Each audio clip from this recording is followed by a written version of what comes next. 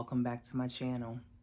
So today we're going to talk about finding a roommate, and a good one at that. So a lot of people, especially in groups, they want to find a roommate because of the fact of the price is cheaper. When you have a one person staying in a room, that room can get pricey because they're going to charge you a single occupancy rate instead of a double. So the single occupancy rate can be quite expensive, maybe almost a little bit more at some resorts. Could be a little bit more than having two people in a room. So for example, two people in a room could be like $600 a person. So that'd be a total of $1,200. But then when you go and you add a single person and you just have that one person in the same category room because you don't have a roommate, that can get up to anywhere from $1,600 to $1,800. So people really like to get a roommate. Before you go and try to find a roommate, everyone you can't travel with. And when you start to travel, you will realize that. So I have realized that some of the people that I'm around at home, going to brunch with, hanging out with, going to the movies, or just doing something outside of work with, they're not the same ones that you actually want to travel with.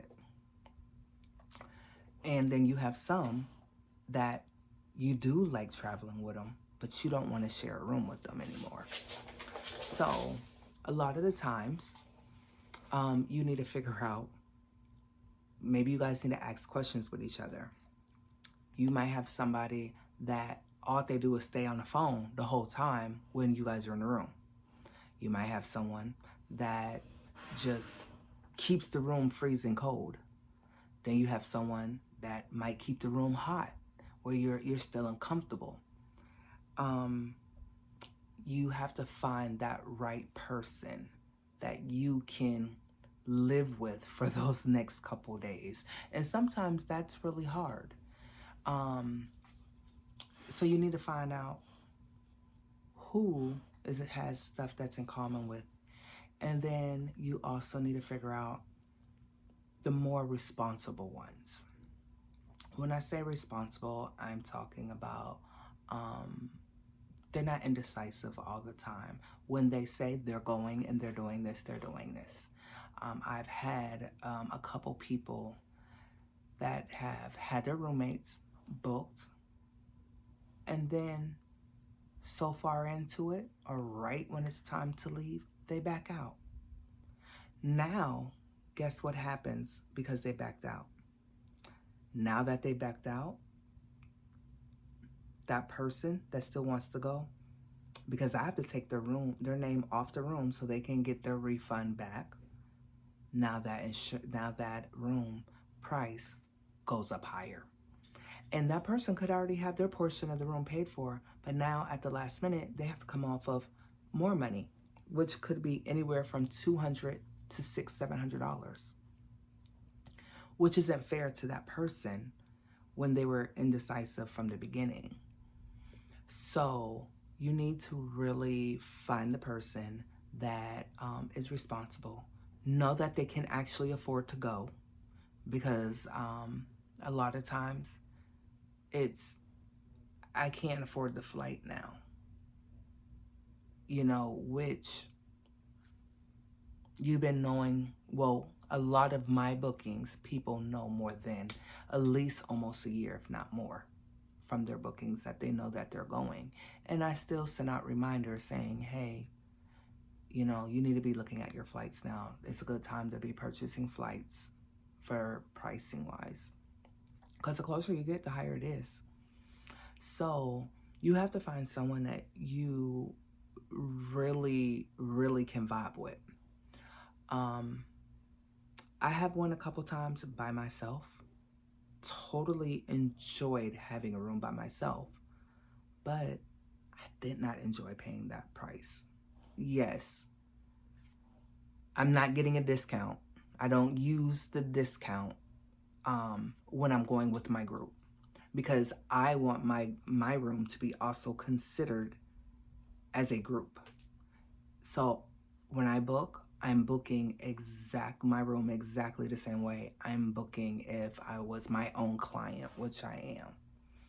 So I'm still making a commission off my room, but my room is still considered as the group booking, which will make the group look larger.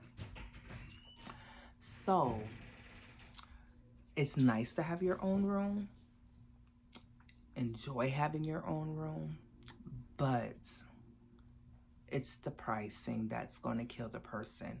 And it's not really fair when you have a roommate and they back out on you because you really want to go, but now you might not be able to afford it because now that pricing has gone up.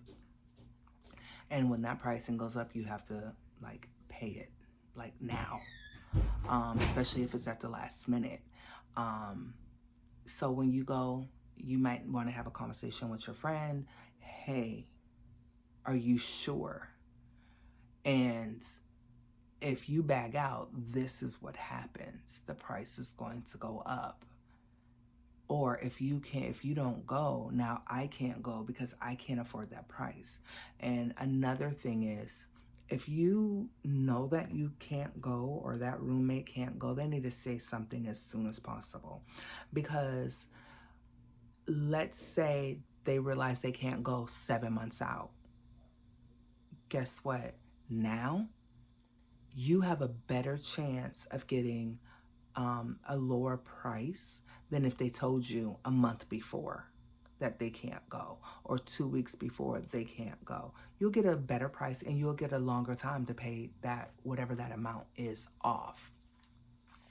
So you really have to know your roommate, and it is so iffy and catchy to get somebody because of the fact of you don't know if they're gonna for real go or not. So with me, when I do my groups, I usually do it with my adult daughter, and I have about 2 friends that always goes on my group trips, and I'll have one of them be my roommate.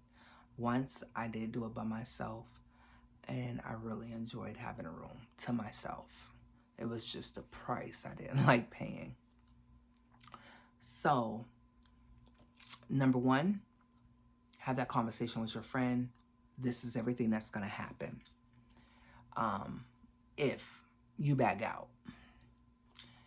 Number two, if they know they can't go, they need to tell you like further out than closer to payoff or closer to departure, because that's when it might look like you can't go, because that's when the price gets extremely expensive.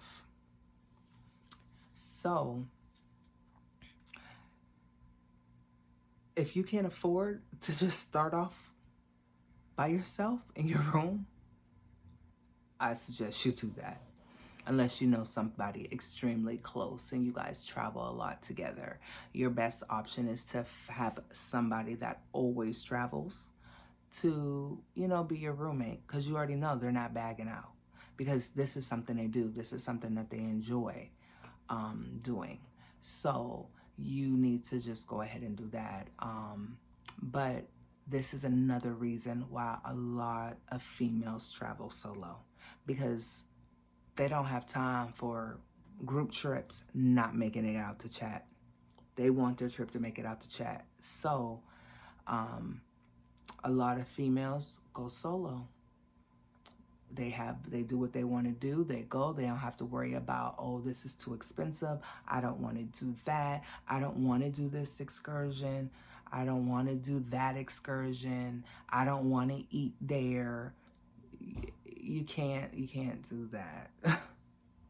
Like, you have to be open-minded with going with a group of people. So if you want to go solo in your room, just know your amount is going to be a lot higher. It's so much better to go with a roommate or 2 roommates. And then if one back out, it won't be that much more expensive that, for 2 of you to be in a room. But always try to have a dependable person, especially one that really wants to travel and likes to travel and always travel all the time. That should be your roommate, because they're not backing out, because they're going. They know what to expect when they go out of the country. They're going to have fun. They're going to try different things. They're going to try new things. They're going to enjoy themselves, and you're going to enjoy yourself too. Than somebody that is not sure about traveling or could care less about traveling. So, if you have any other questions about it, anything about roommates or anything, contact me. Let me know. Like, share, subscribe. Travel with Atiba Shree. Travel Atiba at Gmail. Let me know. If you need help with any bookings, if you are interested in any group trips, you can always reach out to me to see if I have any that's planned. Usually 99% of the time I have a group trip that is planned, that people don't mind when others is added into the group. So just let me know if you're interested. Until next time, bye.